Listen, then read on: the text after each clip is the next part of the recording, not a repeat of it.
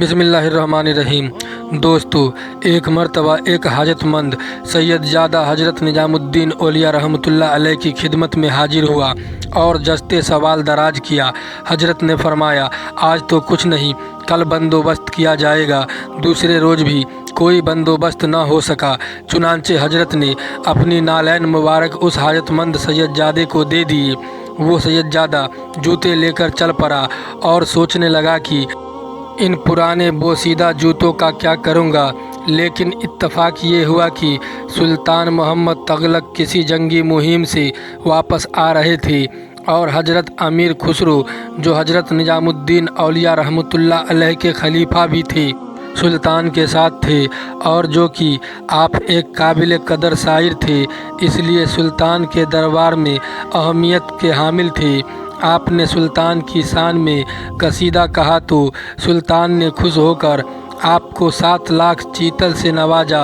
واپسی کے سفر میں جب لشکر ابھی دلی سے باہر تھا اور رات کو پڑاؤ ڈالا گیا تو حضرت امیر خسرو اچانک چلا اٹھے کہ مجھے اپنے مرشد کی خوشبو آ رہی ہے۔ مصاحب بولے، امیر حضرت محبوب الہی تو کیلو کھری میں ہے، جو دلی سے کافی دور ہے، تو آپ کو ان کی خوشبو کیسے آئی؟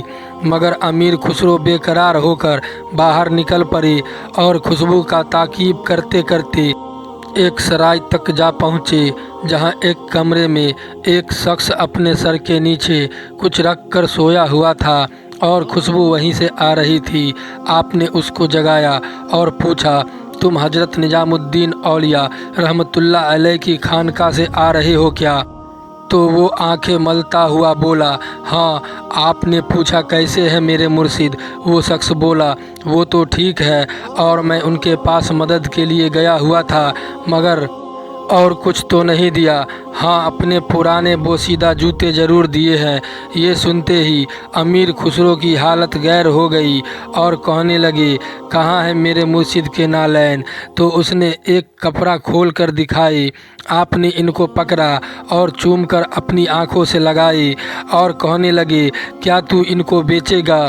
اس نے کہا، کیوں مذاق اڑا رہے ہو؟ امیر خسرو بولے، مذاق نہیں، میرے پاس اس وقت 7 لاکھ چیتل ہے، وہ لے لو، مگر میرے مرشد کے نالین مجھے دے دو۔ اگر چاہو تو دلی چلو، اتنی ہی رقم اور دے دوں گا۔ 7 لاکھ چیتل کا سن کر وہ چکرا گیا اور بولا، نہیں، میرا تو بس چند ہزار سے گزارا ہو جائے گا۔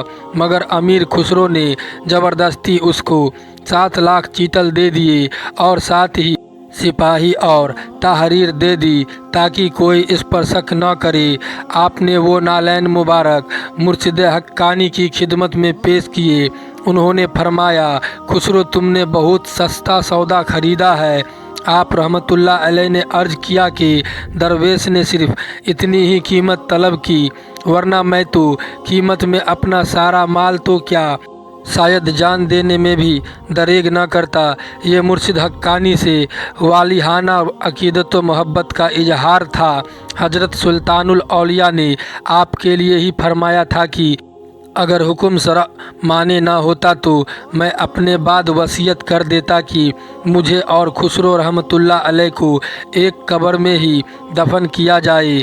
کہتے ہیں کہ اتنی دولت دینے کے باوجود جب بھی وہ شخص آپ کے پاس حاضر خدمت ہوتا، حضرت امیر خسرو رحمۃ اللہ علیہ احتراماً کھڑے ہو جاتے۔